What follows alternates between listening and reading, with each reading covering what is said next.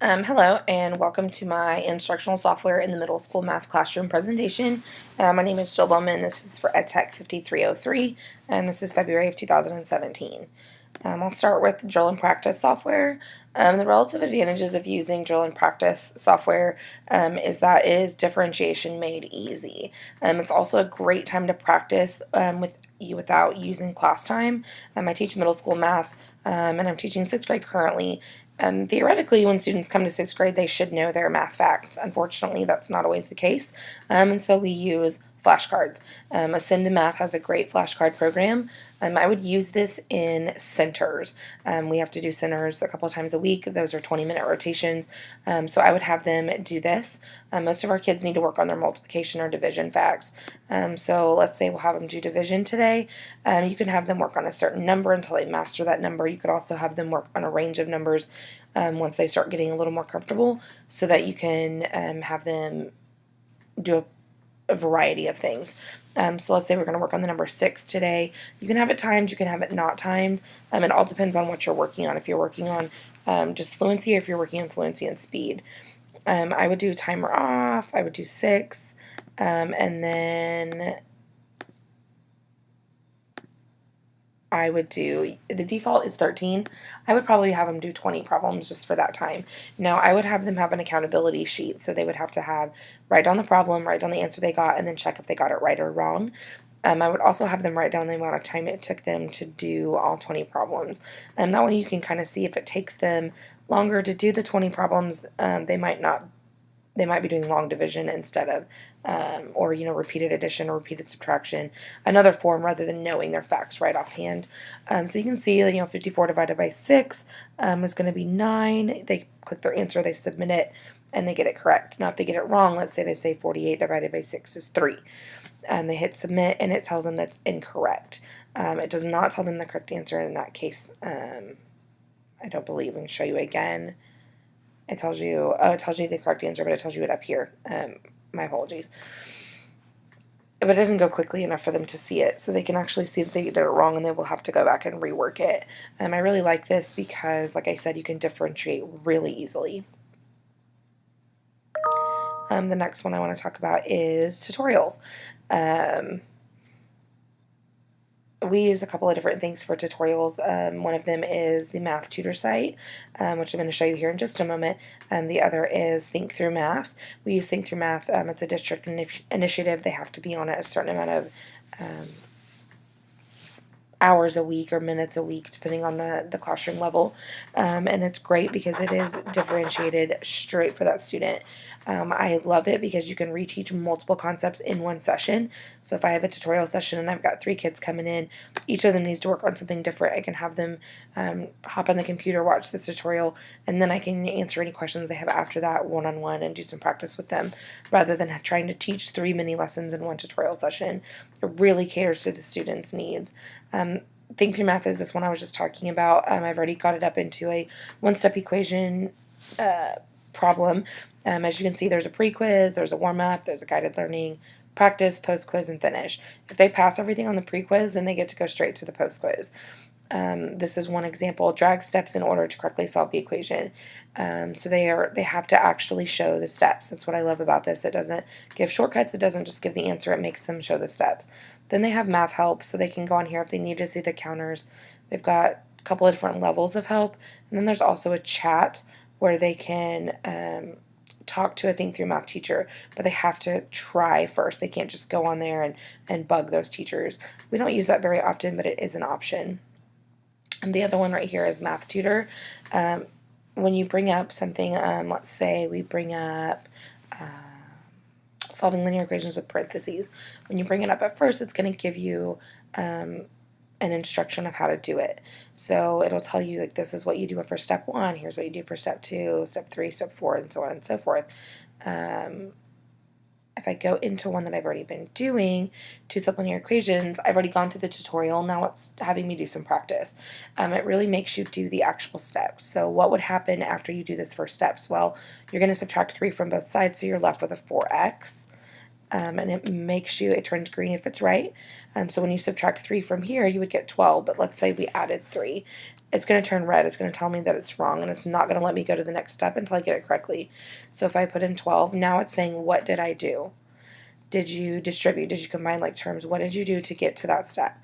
Well, I subtracted from both sides. And how many did you subtract? I subtracted 3. Now it'll let me go to the next step. And you continue to go through until you get done.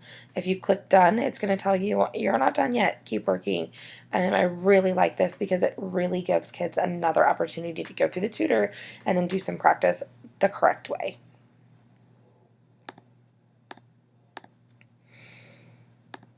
The next one I'm talking about is simulations. There's lots of math simulations out there, different types of simulations. The one that I'm going to talk about today is one that it's a physical simulation that teaches about this concept.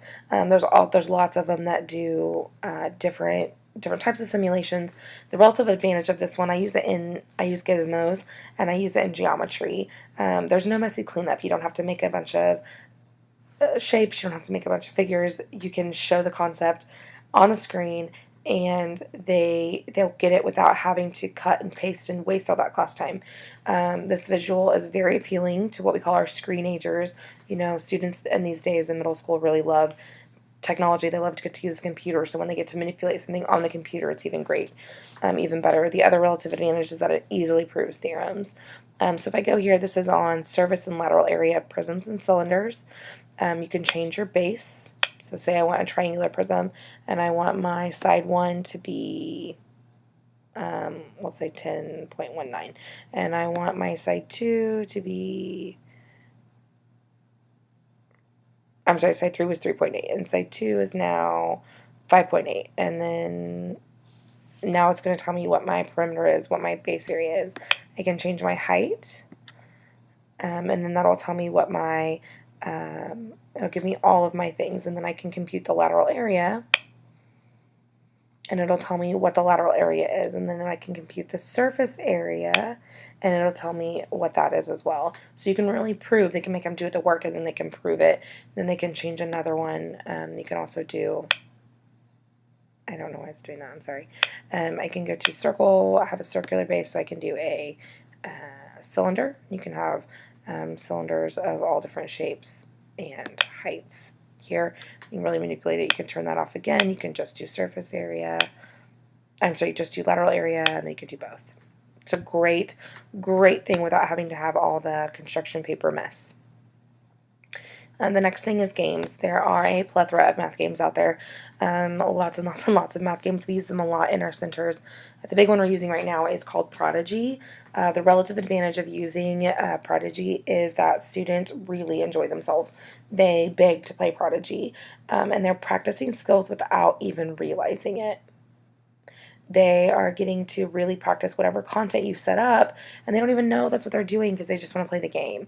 So I'll show you it from the teacher point first. So this is my class. I go in and I can go into my plan. You can see that I have expressions and equations all the way through up until spring break.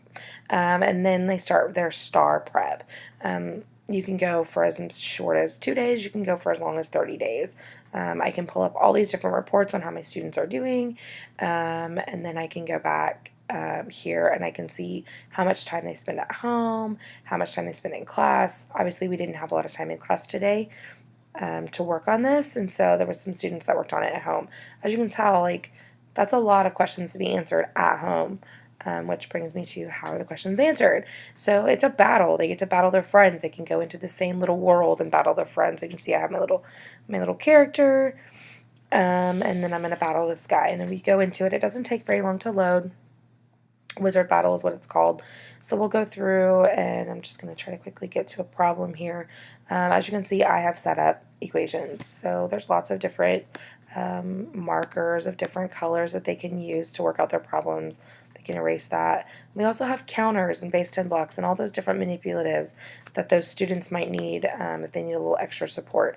So they'll plug in their number if they got 16 because they multiplied by 2 on both sides, and then they cast their spell. If it's correct, it tells them, oh, you're correct, and then it casts their spell onto that guy. Kids love this, and like I said, it's a great tool, has a lot of advantages. Problem solving is my last one. The relative advantages of using problem solving software is that you can challenge your advanced learners. Sometimes those top learners, we forget about them, they get lost. This is a great way to challenge them. It also requires them to use problem solving steps in various settings. So the first one I want to talk about is it's called the problem site. And as you can see, there are a lot of different categories just within math that you can go to. One that I was having my students look at the other day was this trick or treat math. So you can go into it and it gives them a problem and then they have to solve it. And then you as a teacher can register and get the answer. But you can require them to really think about what the problem is. So there's that type of problem solving. There's also this type that's on the math game time. The one I like the most for math is called water jars. And that's going to have sound here in just a second, I think. So this one, you can hear it. You can turn down the sound. I've already turned it down, I guess. This one, the object is to get 6 liters of water. Well, this jug holds 7 liters and this jug holds 5 liters. So they really have to use their problem-solving process skills to figure out what can they do, where can they pour out this water and put it in this jug and so on and so forth to get that 6 liters. I really enjoy that game. It really makes kids think hard. And the other one that you could see I was on was the bridge crossing, where you have to get the sheep and the people across the bridge. The other one that I like is Brain Bashers. This one has just lots of different brain teasers, lots of different problem-solving things. The tower, how do you get them to move their discs? How do you get the sheep and the wolf across the river at the same time? There's lots and lots of different ones that require you to use different types of processing problem-solving skills. So as you can tell, there's lots of great instructional software that you can use from games and simulations, tutorials, and so forth. I hope you've enjoyed this. Please check out my links. These are some great sites. If you got any questions about anything, especially Think Through Math or Prodigy, please let me know.